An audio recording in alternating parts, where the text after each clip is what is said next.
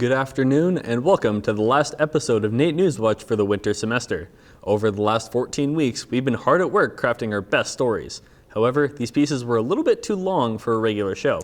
These pieces have been a semester in the making. We are given the opportunity to explore a variety of topics and shed light on different issues. We begin the show with one of our hardest topics we've covered this semester. This year marks 10 years since the war in Syria began, which resulted in countless deaths and left many displaced and without a home. Of the 2,000 Syrian refugees to resettle, our Saraguda shares the story of one particular student who has found a home in Edmonton for the last 5 years. Thank you guys. We're here at McEwen University where one of the students and Syrian refugee Mu'taz al-Uqla shares his experience of living in Edmonton. What started as a peaceful uprising against Syria's president in 2011 ended as a decade war resulting in death and displacement, creating the largest refugee problem in the world. Syrian refugee Mu'taz al-Uqla settled here in Edmonton in 2016. We came as one family. We are 8 people, but my other families, they're all around the world. Like my cousin, my uncle, my grandma, she's still in Syria. She don't want to leave Syria until now. What are some of the challenges that Mu'taz faced upon first arriving to Edmonton? I came to Canada. I did not know any English. I have zero English. I did not even know what's hello mean. And all the time I say, yeah, I just knock my head down and back. So to say I understand, but I did not understand anything. Another friend and fellow Syrian refugee facing similar challenges is Ammar Joam, who arrived to Edmonton the same time as Mu'taz and has known him for around 3.5 years. So I would say most of my challenges would be similar to Mu'taz's challenge, and some of the challenges we have faced them together and we have went through them together, and the first challenge that would come to my head right now is the language. Mu'taz said socializing helped him with his language barrier.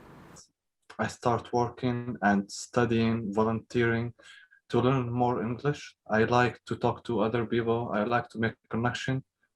In 2016, 2,813 refugees have resettled in Edmonton as part of Canada's response to the humanitarian crisis in Syria. We're here today at Edmonton's Mennonite Centre, where we interview one of its mentors, Suzanne Gross, and she tells us her experience about dealing with refugees like Mu'taz. One of the big issues that newcomers face is the misunderstanding, I think, that can come with being a newcomer. Some of the narratives around Arabs, for example, aren't always positive. So when you paint people with one brush, you're removing their ability to manage their narrative.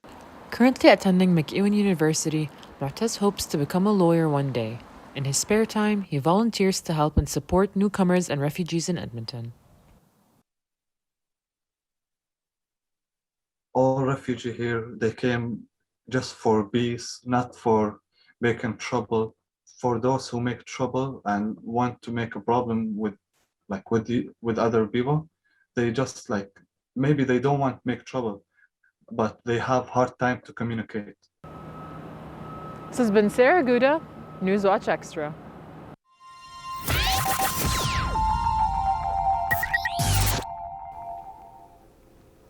Owning a business during a global pandemic is difficult enough, but what about opening a second one at the same time? Dawson, I believe you had the chance to dive into what that must be like? That I did, Josh. I went to the Sandwich Project, a restaurant with an industrial theme, but with some plans to expand to some different avenues in the future. The Sandwich Project is an industrial-themed restaurant located just a few minutes east of Southgate Mall.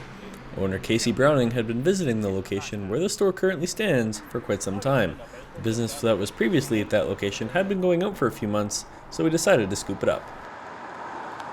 We knew 2-3 months before it was going out of business that they were gone, so we decided to take over the lease, and that was in October of 2019, so that was before all this, and then we took over January 1st to do renovations. Browning says that the pandemic has given him the free time to do more what he wanted to do, and he has certainly made the most of it. It is a labor of love. I literally touched every single thing from top to bottom in this place. We renovated absolutely everything. So we ripped everything to studs and we built it back up. So we did the electrical, the plumbing, you name it. After installation, the gears on the walls alone took over 200 hours to paint. With many other fixtures and designs, it's apparent that the effort put into the building was going to reflect the food and make customers happy. But even though the food is good, there isn't a lot of time to sit around and chat. But there's hope that post-pandemic, the hours and the menu will start to open up. Our choices are specific to pandemic. They're very open to longer hours and things like that as things pick up. We also have huge plans for the menu to expand it as well, but with having perishables and not enough customers, it's kind of, you kind of have to play that by ear as well. And Casey is not alone. Sharif Rajpar, a chef at DOSC Restaurant, says that opening a restaurant at this time is quite complicated. It's been really interesting. I mean, lots of learning experiences, lots of new ideas and ways to circumvent. New challenges every day arise, whether that's product or, just general house problems or whatever it is. According to Statistics Canada, the amount of products sold to customers has tanked, but Casey, Sharif, and many others are diligent in making a go of bringing that number back up.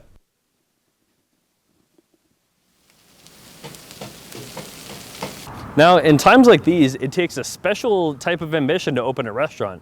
Now, with as many different types of restaurants as there are out there, it definitely makes for a close market, but it also makes for some very tasty competition.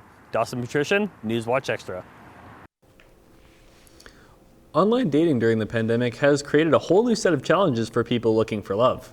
Our own Phil Zacon looks at the difficulties and successes of dating during the pandemic. Thanks, guys. So for our generation, apps like Tinder and Bumble have completely dominated the dating industry, and I take a look at some of the difficulties and challenges that online dating present during a global pandemic. Online dating can already be a challenge for some people, but for Jazzy Fraser, COVID-19 has really affected her opinions on dating during a pandemic. Yes, with the pandemic, I will admit it has been harder to find dates and just meet people. People have boundaries and stuff because of the pandemic. I don't want to be going to anyone's house. I don't want to be hooking up and all that kind of stuff. I want to be safe.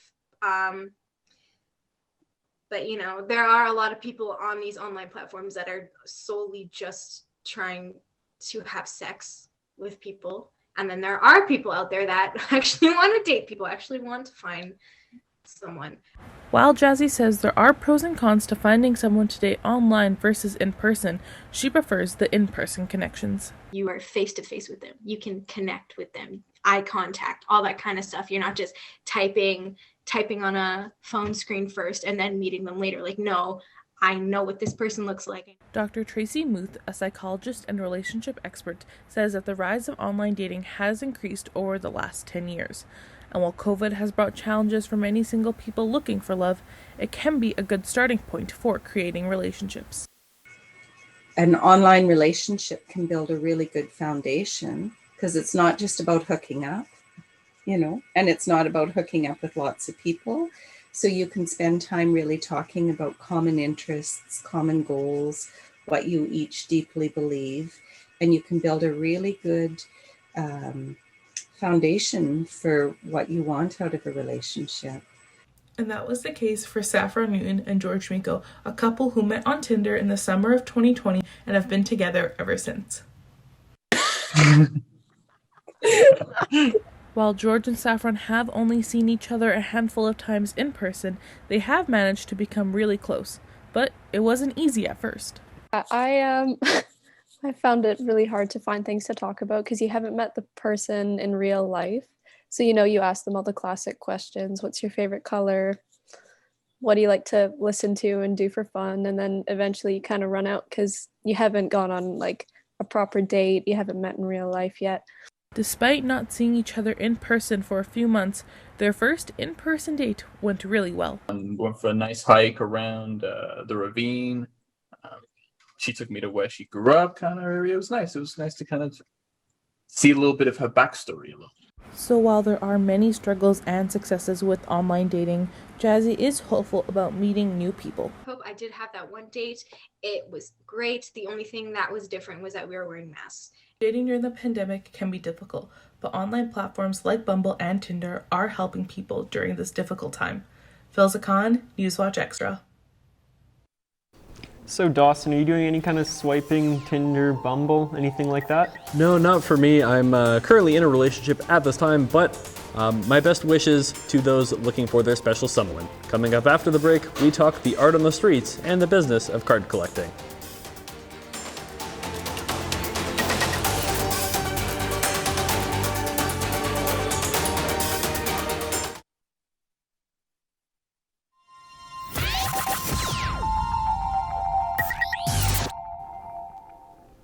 Now, Josh, from what I understand, for your feature you looked into some of the street art and some of the murals across the city. You are correct, Dawson, yeah.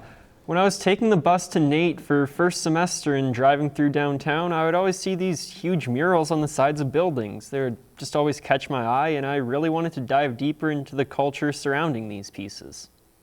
Over the past few years, it seems that street art and murals have been popping up around the city, just like this one behind me in Manchester Square, done by Alexandra Jade.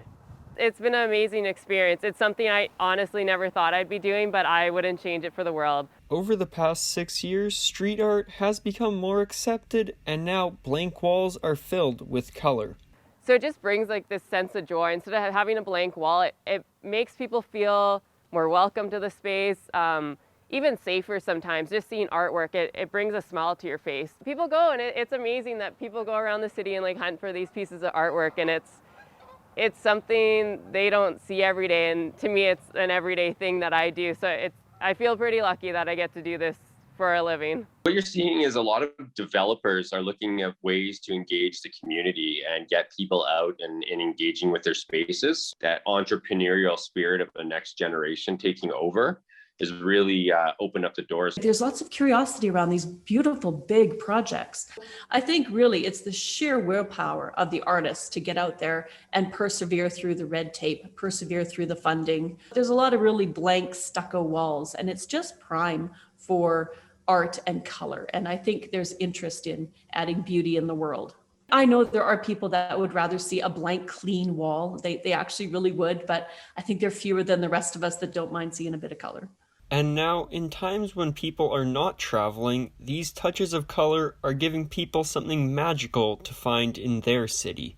People are seeing how it enhances communities, and it is bringing people together, and it is, like I said, bringing this joy. And like we see a lot of other cities with culture, and Edmonton has culture, but the mural art, it's becoming more of a common thing, and it's been really nice to see. It seems that the street art movement is only beginning here in Edmonton, and we will be seeing much more art around the city in the future.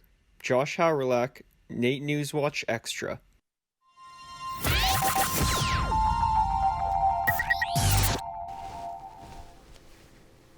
Do you collect something? Well, if not, chances are you probably know somebody that does. Collecting isn't just stamps and coins anymore. It has become a pop culture obsession, with brands creating items with the explicit purpose of turning them into collectibles.